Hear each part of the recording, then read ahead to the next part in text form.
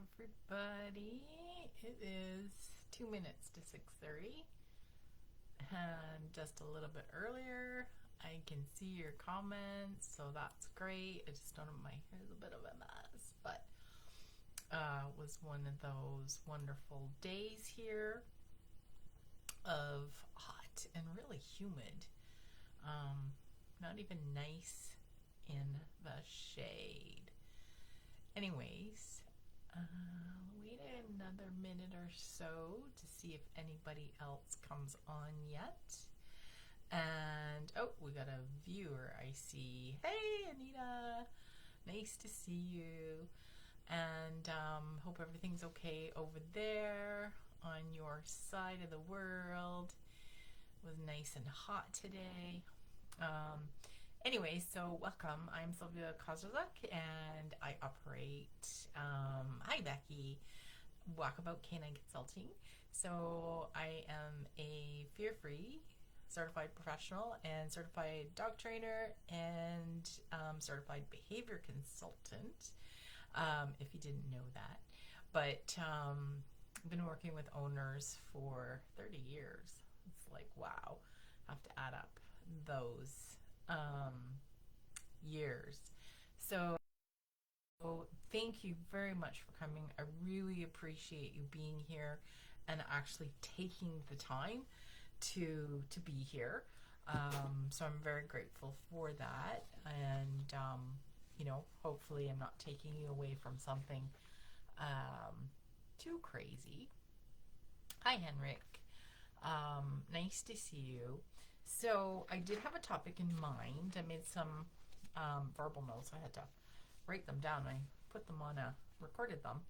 Because sometimes you're thinking about things and you don't write them down right away. But yeah, if anybody has any questions, you're welcome to do that, to ask those questions. And I'm happy to answer that. But this topic, just really nice chat. And of course, everything leads back to, not everything, but pretty much the umbrella of positive reinforcement. And so I just made some notes about that. And like I say, if you have any questions, and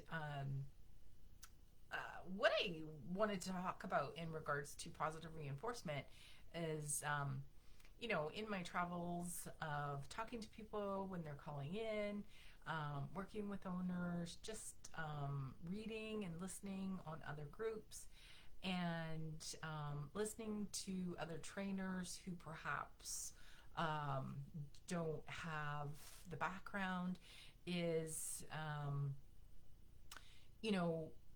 what is positive reinforcement? And everybody thinks it's just food, and it's not. It's very much more than that. And sometimes food can actually not be a reinforcer, it can be punishing. And if we use it in the wrong way, or we may have started using food to start building behaviors, and we just stop. And then owners will say, well, it's not working anymore.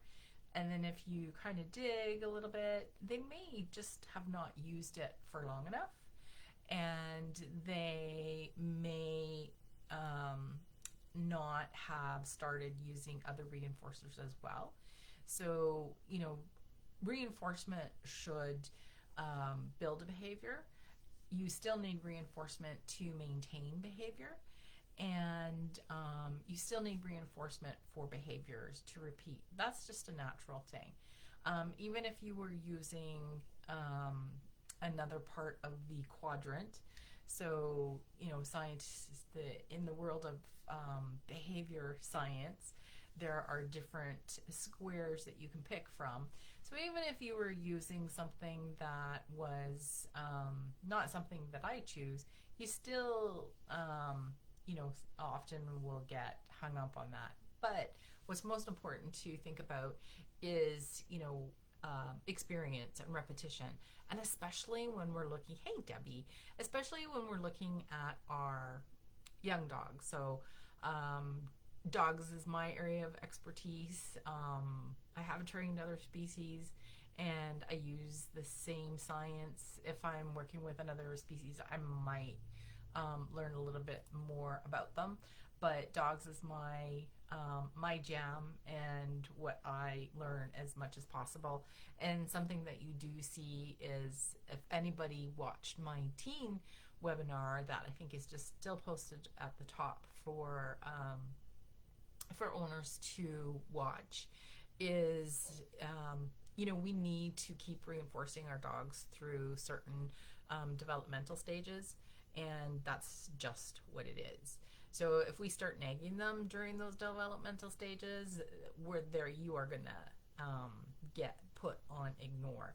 And even when you're using reinforcement, if you're working with a teenage dog, you may still get put on ignore, because that's just a part of their little blips that they go through in regards to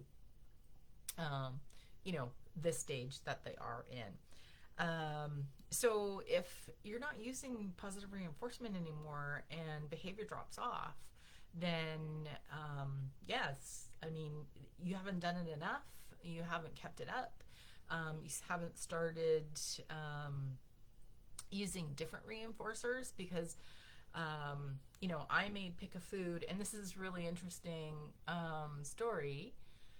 This was a really long time ago.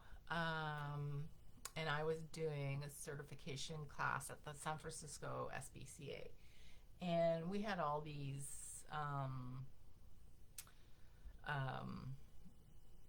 homework things that we had to do. So we actually had to pick animals from the shelter and establish a conditioned emotional response. And basically what a conditioned emotional response is, and we needed to do a positive one. So essentially, it's, using something positive repetitively, so that it's kind of hard to describe. But anyways, I ended up going in with, I was supposed to work with a dog, and they ended up going into the clinic or something. Anyways, I ended up having to pick a puppy out of litter of puppies, which was like, oh great. So now, because they're all together, and so we had all kinds of treats that we could pick from. So of course there was hot dogs, and I can't remember what flavor it was. So I cut them up. I walked into the room. I started working on the procedure, and hey, Ava, and trying to deliver the hot dog, cut up in tiny pieces, of course, because it was a puppy, and the puppy was like, just like, okay. So I thought, okay, so I stopped, took a few steps back, because, just to kind of reset. And then I tried, the procedure again, deliver the reinforcer, and the puppy was like, so, okay, paused again, went close to the door, kind of paused for a little while, and I thought, okay, I'm not sure what it is, but it was definitely the food. So it was like, okay, so I had one of my practice sessions, essentially was, I didn't get very far in that practice session, and I was supposed to be able to establish what I was supposed to establish, and the puppy hated the food. Just hated the food. As soon as I took a piece out of the container and he got one whiff, he's like, so that's a really good lesson in understanding that, reinforcement is in the eye of the learner, and you need to figure out what that is.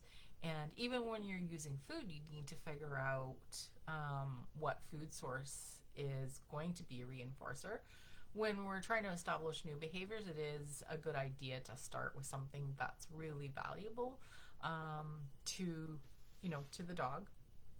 And sometimes it's trial and error. We need to find out.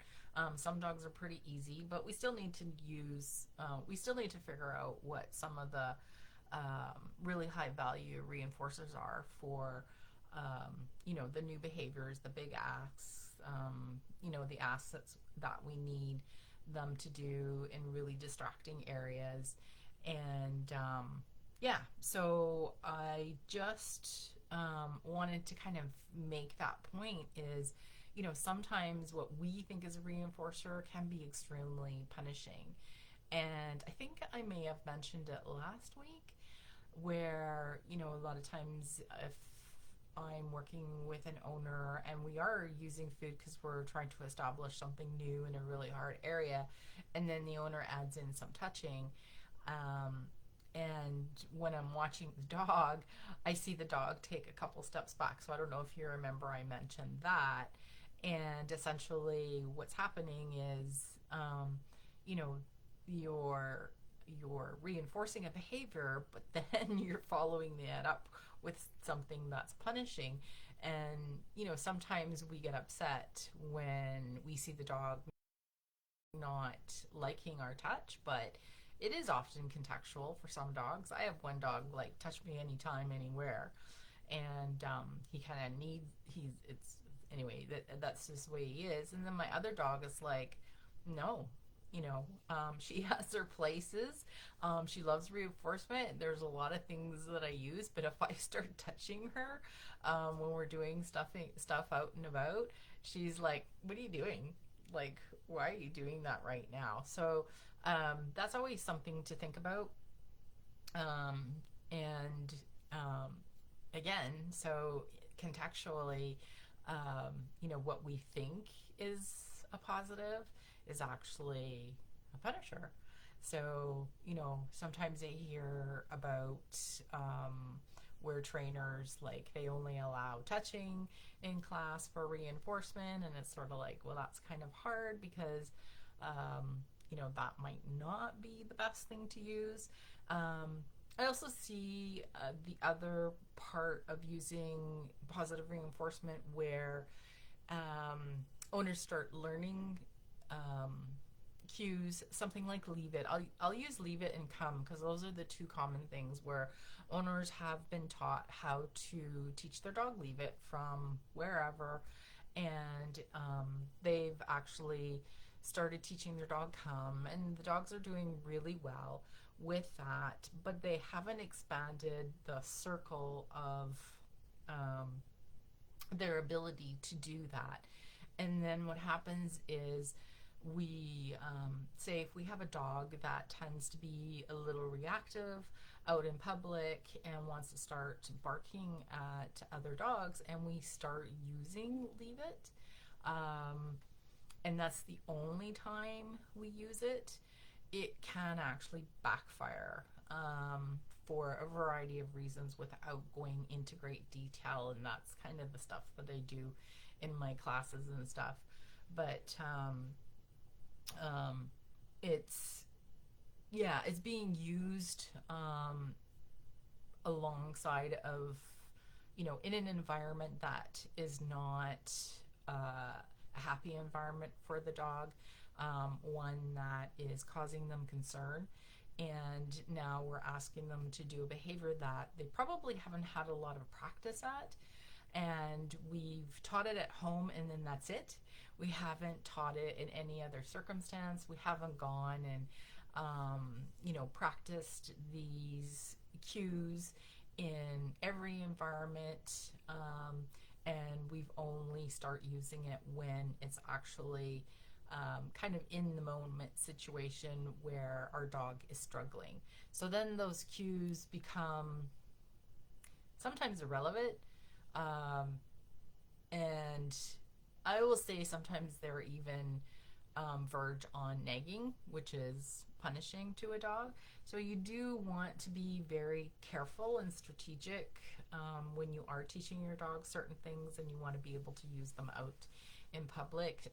Today I had a client, really awesome lady, awesome dog, and he's still a young dog, so lots of things to learn. And she kept saying, well, what about, when I see another dog and he just wants to pull there? And I said, well, let's work on some foundation stuff. Well, what about when we sort of like, okay.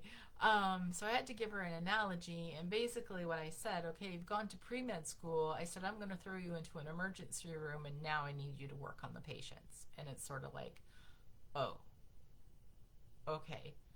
She said, I get it. She says, boy, you give good analogies. And that's something that we do want to think about. We want our animals to gain experience, but we have to take the steps to do that. And like I like to use school, because that's what we do. We start at kindergarten, we go to grade 1, we go to grade 2, we go to grade 3, we go to grade 4. And then we're building those layers of learning so that every year we're gaining the experience, and we're able to increase our knowledge in layers and steps. Does that make sense? Any comments about that?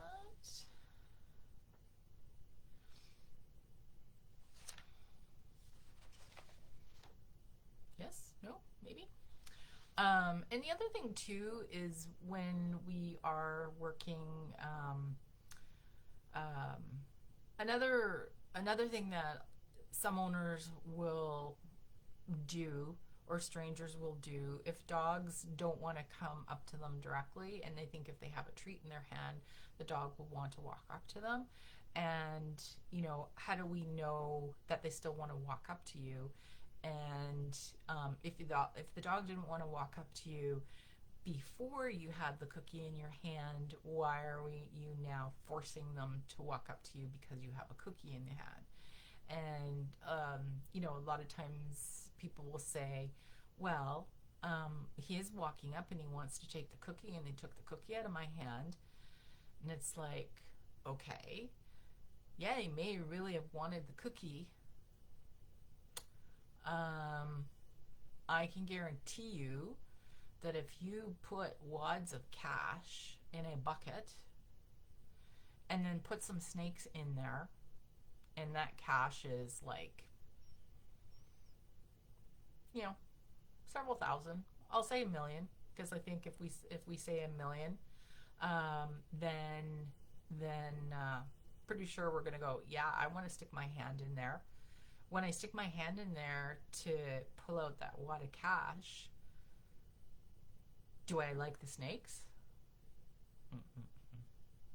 I stuck my hand in there to get that because I really wanted that.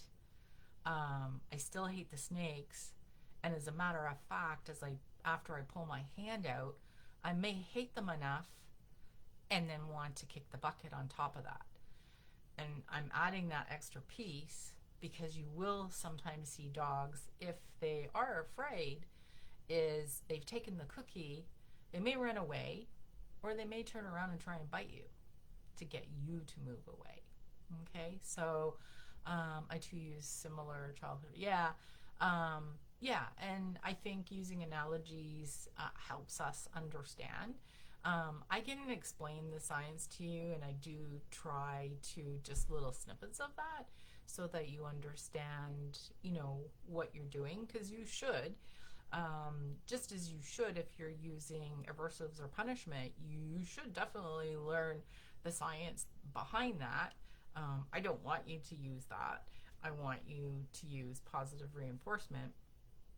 But you do want to think about that, and just understand that, dogs need the layers of learning. They need the experience. If it's a young dog, they need, it's not just going to a class for a month, or it's not just going to a class for 2 months. And, I guarantee you, anybody who's just done a 4-week class, their dog is not trained, because the owner has not, some owners practice and they do really well, but they kind of get to just one grade level and they don't expand that, or they don't understand how to expand.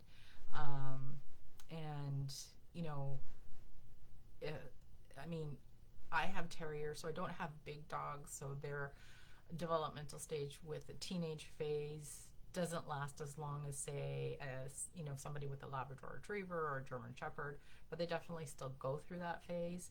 And I am constantly training them for the first few years, because I want that to be solid, and I still work with them, because I want them to learn that when I'm asking something and I'm giving them cues, um, I want my dogs to go, yes, she said something I know. Yeah, let's go see. Or, I love to teach Love My Name. And, that's a really common um, place where owners will overuse a dog's name to get them to keep stop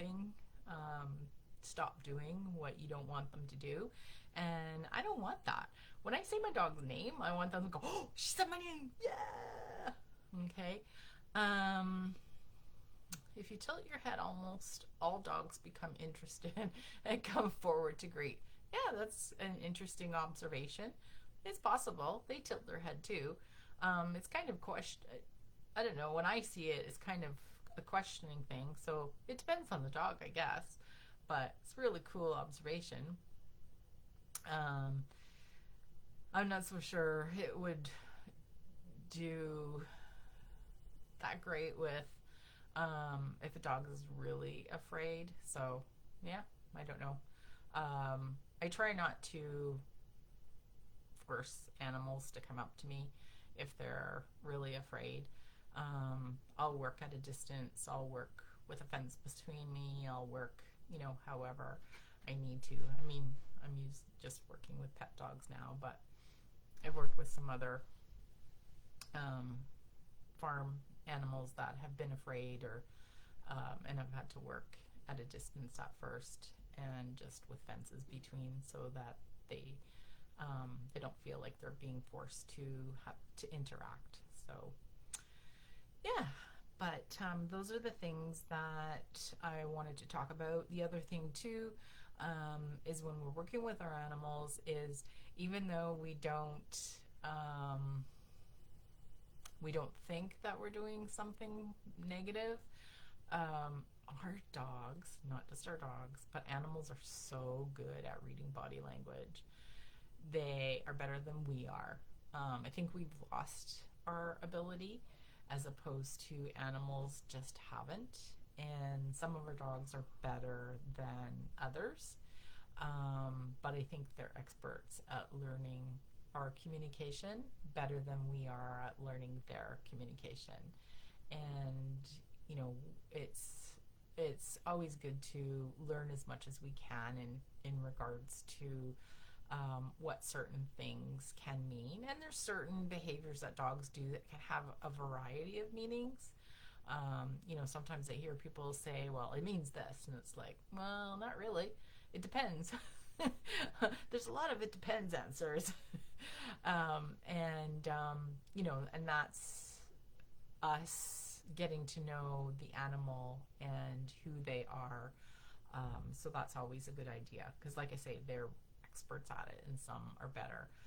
My one dog, he is really good. So today I wanted to just clean him up a little bit. His hair was getting long. It's really hot. Today was icky hot, like icky hot. So I thought, I'm going to clean up his hair. His nails grow like a weed. He just doesn't really care for his nails trimmed, but so I went downstairs and I was doing something else, and then I was just getting him to start doing other behaviors, and it was like, I know you're going to do something. I didn't even, usually I'll put a leash on him upstairs and just take him downstairs, but I thought, oh, I'll just see if he'll come down. And I was just going through a bag to get some things ready for the weekend, and I just asked him to do a couple of things, and he was like, why are we doing that? I don't know how, but he is really good at reading body language. He is really, really good at. My other dog's good, but she's not as, he's suspicious, so I think he takes an extra level. I don't know. But yeah, so, that's something that we want to pay attention to with our animals. Okay, so any questions? I thought I would keep these lives fairly short, kind of topic related. Does anybody have any questions about positive reinforcement? Does anybody uh, not understand the full scope of positive reinforcement?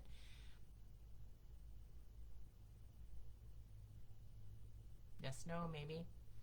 Um, yeah, so that's always my go-to, even if we're looking at behavior issues. We can just build things incrementally and just break things down smaller for our dogs to be able to, practice behaviors. The more we get them to do behaviors and the more that we can reinforce them for those behaviors, they will get more confident. Often I find using movement doesn't always include snacks. Yeah, so I don't use snacks really. I use kibble and I use dehydrated protein. That though there's two cookies that I will use that I throw them. I throw them in between. I'm not sure, Christina, what you're saying no to.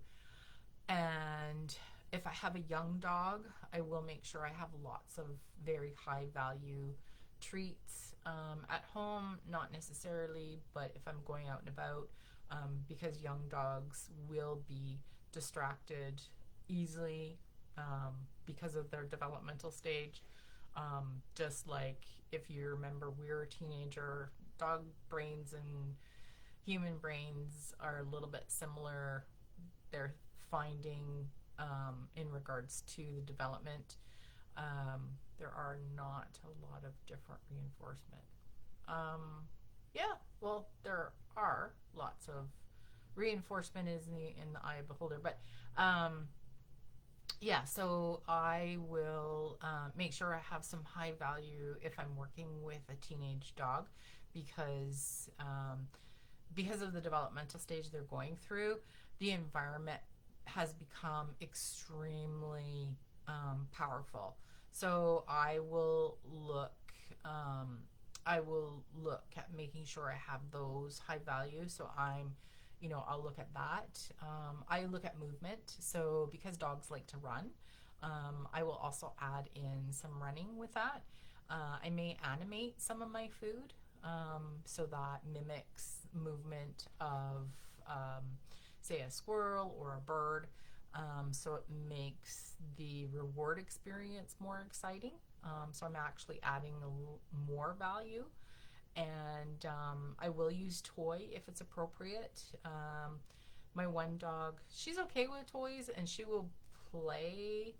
But if I were to use that out in, so say, one of the places that we go to where we've done tons of training and there are squirrel nests all over the place, that doesn't really float her boat.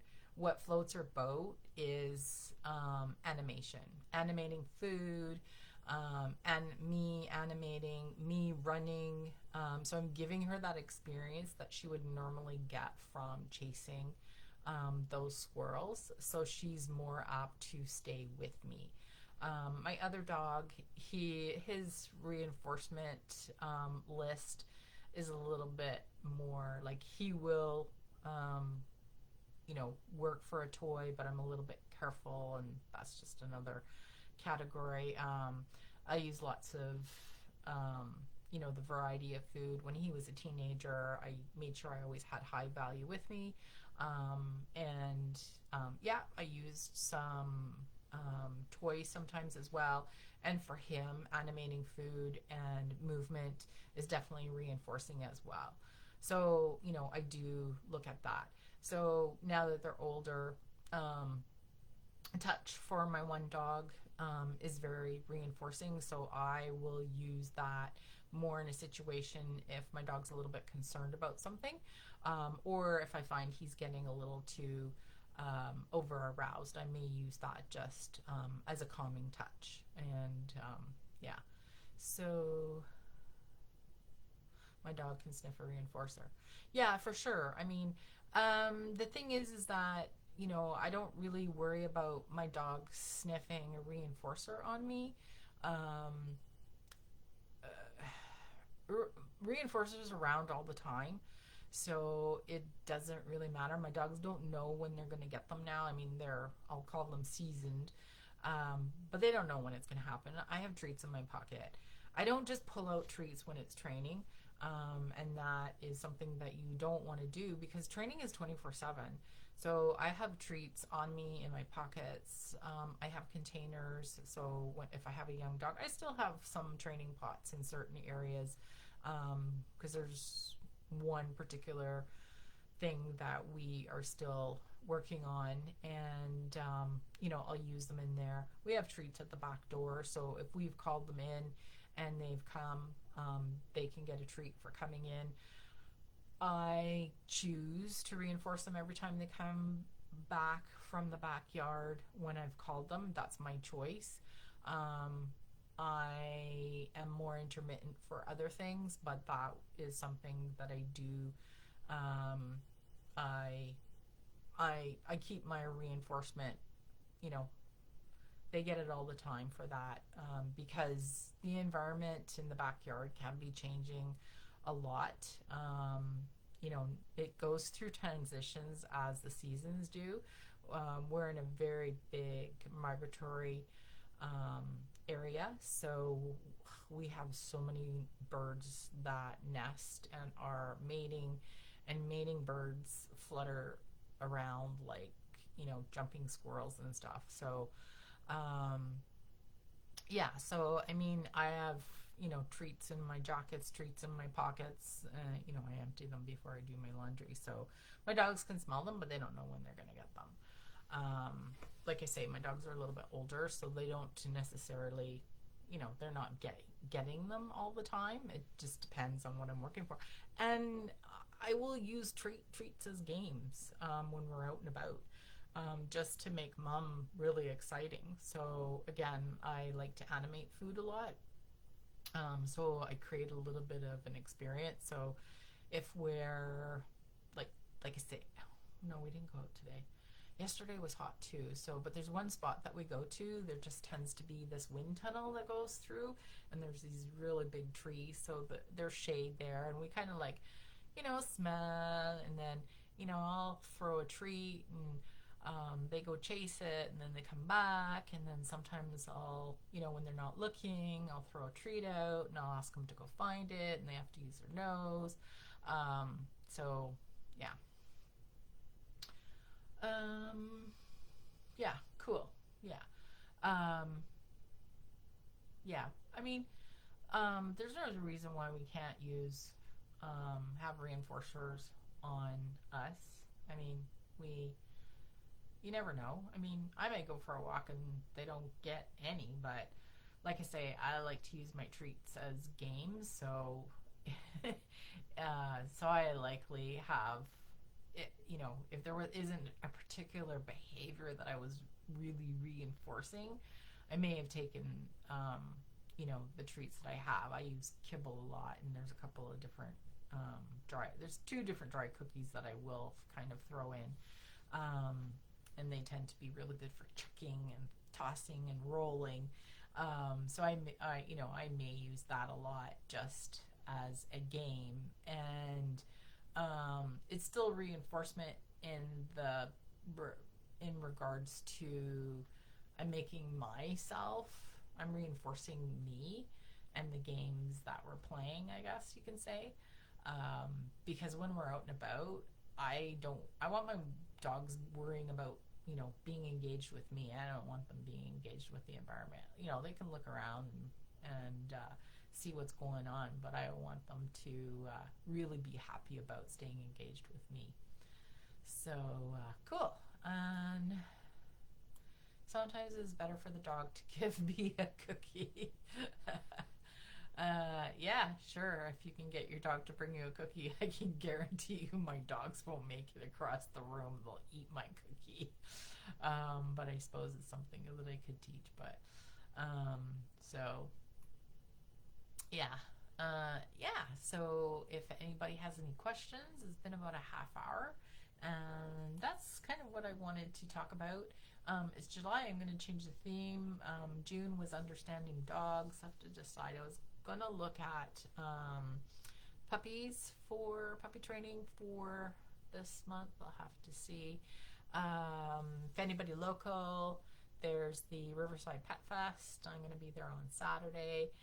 And what else is going on? Oh yeah, I have a webinar coming in August. So that is working boundaries and doorways. So that's a 2-hour webinar, and I'll be working live with one very inexperienced dog who literally has no experience because it's a kennel dog, and the other dog I'll probably use as well, does have experience because I've trained this since a puppy. Not my dog, doesn't live with me, but I know she still knows her stuff because I spent quite a bit of time working with her. And then how we can use that to keep our dogs safe, so that they're not rushing through the door. And that's a Saturday afternoon. I'm going to post that. And then what else do I have? I've got a puppy class coming up as well, and that's a virtual puppy class. I have to look at all the dates that those are starting. And then I have my brand new subscription. I'm still putting that together, and that will be starting soon. So thank you, Henrik. I'm glad that you enjoyed it. And I sometimes don't break the behaviors. Yeah. And sometimes we be a splitter, not a lumper. There's a trainer who used to say that a lot. And we want things to happen so fast. And, sometimes it's not, I'm not sure why we want to rush animals more than, when you think about it, we go to school for 18 years and, we expect our dogs to know everything in a shorter amount of time. And if it's really, really hard, it's sort of like, well, wait a minute. I always use the analogy of puzzles, right? Please don't start me on a 1,000 piece puzzle.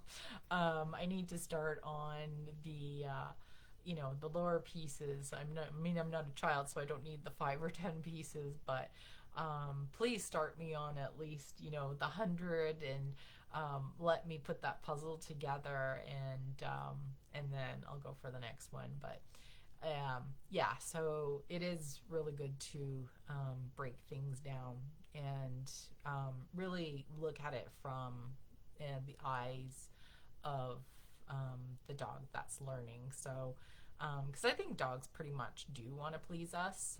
They don't decide to be bad, and they're just doing what comes really natural. So thank you everybody for coming. Like I say, I'm very grateful that you did show up.